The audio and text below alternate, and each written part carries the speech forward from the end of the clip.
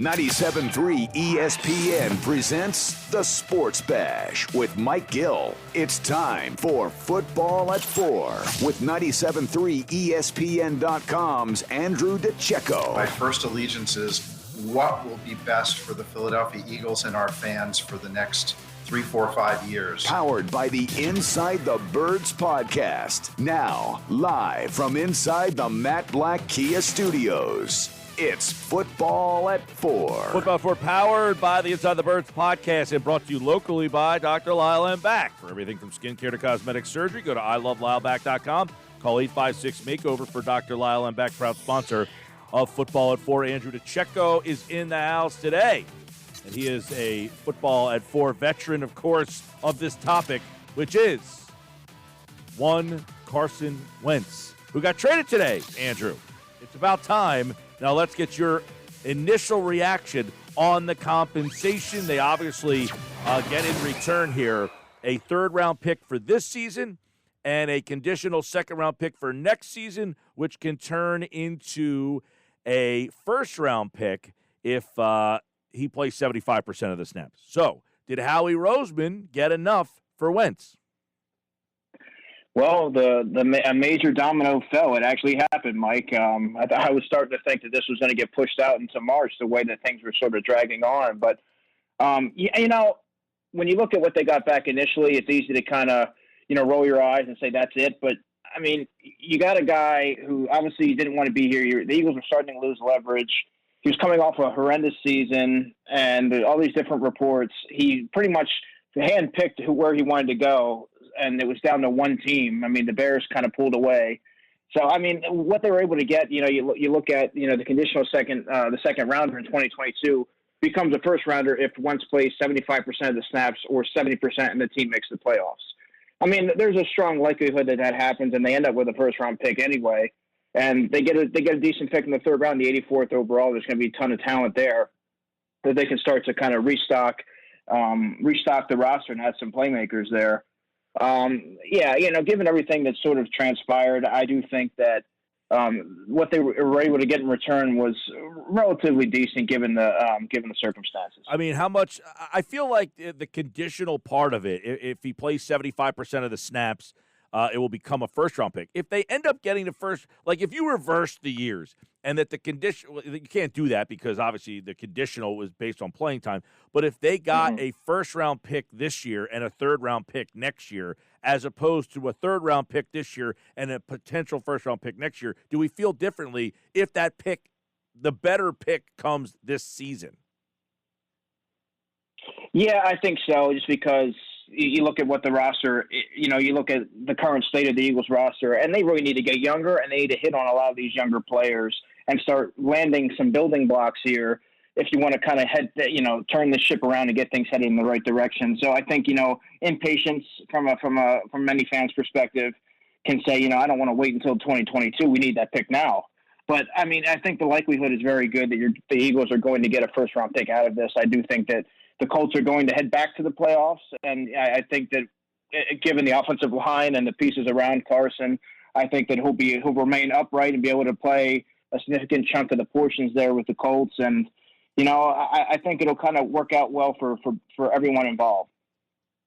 Reports lately were saying that Wentz doesn't want to be in Chicago if that was the team that was going to win the battle, if you will, for Carson Wentz. But even if that is true and that is the case and he had a lot to say in what was going down, are you surprised that at the end of the day there was really one or two teams involved? I mean, we are talking about a guy outside of last year that had a track record of a skill set that is insane in this league, and now here he is available for a trade and not with some heavy package tied to him in terms of compensation and like big package like a Deshaun Watson type deal, and yet we're only hearing one or two names. It just seems so outrageous. Yeah, well, remember, as talented and the high ceiling that Carson Wentz has, he does come with a little bit of a risk. And you started to see that a team like the Bears pull away, and the Carolina Panthers, who you saw Adam Kaplan tweet about earlier today, well, they're going to look elsewhere. I don't think there was many teams in play here. I think Carson really zeroed in on the team that he wanted to go to. Andrew, I think there was one team in play, don't you? Yeah, exactly. And there was one team in play. I always think that it was like that. I never thought that. I mean, if Carson didn't want to go to Chicago, they were never in play to begin with. You know what I mean? Like, he wanted to go to Indianapolis. There's a familiarity there. There's a lot of pieces around him for him to be successful. And I think ultimately, when he looked at the situation, he said, "I want to go to Indianapolis, or you guys figure it out." All right. So what about what do you think if they said after last year? Because obviously they draft Hurts, they're maybe disenchanted with their quarterback play. What if they tried to trade him last year? Do you think they would have got a lot of calls and a much bigger haul? Well, yeah, because he's I guess to kind of, how much did his play in this particular? He has one season where he played really bad. How much did that drive the price down? Well, given the other quarterbacks that are kind of in play for the offseason, some of these guys have a lot less risk, albeit they don't have the potential upside of a Carson Wentz.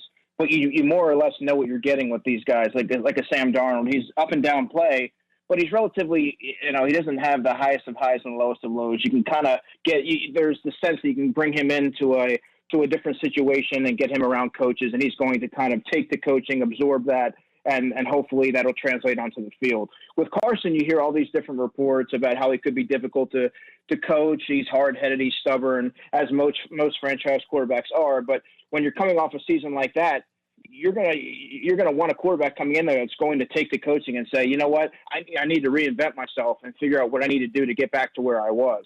And I think that kind of made a lot of teams hesitate on getting to the front of that line. And that's why I think that this year in particular, you saw such a regression, and the mechanically, and you saw the turnovers that you would just see from a day 3 rookie that would be throwing instead of a 5th-year veteran. I think that kind of sent off a lot of alarms for teams, and you couple that with his personality and how it's not for everybody, and I think that kind of scares some teams off. Do you think that this changes the current market, or is this similar to Jared Goff, Matthew Stafford, where it's kind of its own identity? That didn't really play a factor in other moves. Is this Wentz deal so unique that it won't really change maybe what other quarterbacks go for? Yeah, Hunter, that's kind of how I took it. This is just such a unique one, much like the Stafford and Jared Goff one, where you rarely see a quarterback for quarterback deal. I think this one's very unique in itself. So I don't necessarily think that this is going to change the market or reset anything. It's just kind of something that needed to get done, and it's not really common, and not something you're really going to see every year. But it's a major domino to follow to kind of kick off the offseason here. All right, Football 4, Andrew Dicecco, obviously huge news today. Carson Wentz has been traded. When you watch Wentz, now you study draft and techniques and all this stuff. Mm-hmm. What have you seen over his career that has kind of diminished? I mean, do you see diminishing mechanics? Or do you see a guy that is fixable, or a guy that, the Colts are going to get and say, we don't have to do a lot to fix this guy. He's a very good player. We just need to get him in the right system. What do you think about Wentz now, about how he got to this point and where he can go? Well, he gets happy feet in the pocket, and that's naturally going to happen when you're kind of, under siege, for lack of a better term. He drops his eyes. He falls away from throws. He doesn't necessarily trust his pass targets, and he locks in on the guys that he's most comfortable with. And those are tendencies that teams really started to, teams were privy to that, and he struggled when a lot of his bad habits started to, teams started to catch on to a lot of his bad habits, and he never really adjusted to that, whether that be, the coaching that he was getting from Press Taylor, or his lack of wanting to change and thinking that he can kind of get himself out of that funk because of his supreme athleticism. But, speaking of that athleticism, you kind of saw a little bit of that deteriorate, his lack of mobility and ability to extend plays. He didn't really have that same burst that he had in his first 2 seasons. Obviously, you can chalk some of that up to injuries, but he also got a little bit bigger. He added a little bit more muscle to his frame, and he was able to absorb some of those hits a little bit more.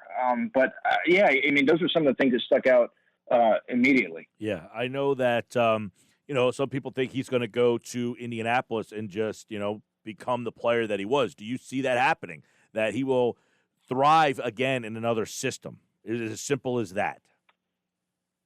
Well, I certainly think that he's set up for success there. He has the support team around him. Most importantly, he has a stellar offensive line. Quentin Nelson, Ryan Kelly. There's just some top tier players there, and then you look at the young group of pass catchers, the Michael Pittmans, the Zach Pascals. They have an undrafted rookie from last season, DeMichael Harris, who I consider to be like a poor man's Jalen Reagor, in that you can move him around if he's kind of utilized that way with Nick Sirianni. So they and T.Y. Hilton's still there. We don't know if he'll be there for the long term, but I mean they have a number of tight ends. He has a connection with Trey Burton. Noah Togiai's there, Mo Alley Cox. They have a lot of pieces there, and he's there with familiarity with Frank Reich and everything like that. So I think that it's the best possible destination that he could have landed. Is Jalen Hurts the best possible situation for the Eagles next season at starting quarterback? I've gotten asked that a lot today alone, Hunter, and I would say the Eagles aren't positioned to win, to contend for a championship this year. I think you owe it to Jalen Hurts. You owe it to, your draft evaluators and, your front office. You like the guy enough to take him 53 overall when you had a guy that you invested in Carson Wentz. Let it play out. Give this guy a full offseason. Let him adjust to Nick Sirianni's system. Let him build that continuity and really resonate as a leader in that locker room and build continuity with those wide receivers. And let him play a full season before you get an accurate, in order to get an accurate sample size of what he's really capable of. If it doesn't work out, okay, well, you're going to be, in all likelihood, you're going to have a high pick next year anyway, and then you kind of reevaluate where you go from there. But given the holes that just permeate the roster, I think that you owe it to this young quarterback in Jalen Hurts to start restocking a roster, because instead of fooling around trying to find the perfect quarterback, I think you need to start getting younger and adding playmakers on there and give this guy a chance to be successful. Yep, I know a lot of people want to know about, and you're the perfect guy to talk to. Is Jalen Hurts to you a better, I don't say prospect maybe, but would you have had him if he was in this draft? These guys are obviously would be high. I mean, these guys are first-round picks. So if you have an option at quarterback at number 6 now, do you like these guys who will be available at 6 significantly better than you like Hurts? Well, I mean, don't get me wrong. I think Justin Fields is a much better prospect. I like him more as a prospect coming out than I like Jalen. I think Trey Lance has some desirable traits and that will translate to the NFL level, but we don't know that. And how much better are they right now than Jalen Hurts? There's question marks with all those prospects not named Trevor Lawrence. And I mean, I think that when you're talking about, those guys can't miss prospects, in my opinion. Enough so where you're going to bypass a wide receiver that you can add to your team and start to add building blocks. Enough that you could bypass a potential offensive lineman. You need to start doing those things before you can really know what you have in Jalen Hurts. And I think that at least that Jalen Hurts has taken snaps in the National Football League. He's offered glimpses of what he's capable of.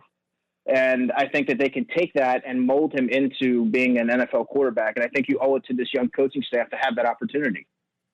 Hypothetically, let's say Jalen Hurts is the guy. What do you think he needs to improve on the most this offseason to become a better version of himself? I would say accuracy. I would say arm. He needs to work on delivering the ball with more velocity. There's not much he can do for arm strength. It's kind of what it is. But he needs to build continuity with his receivers, because I think there's a lot of, he was kind of thrown in there. And I think the fact that he's getting the receivers together to work on timing routes and build that, camaraderie amongst the unit, I think that's going to translate onto the football field. He was kind of thrown in there. There wasn't really, the training camp was abbreviated. And you kind of saw that they weren't always on the same page.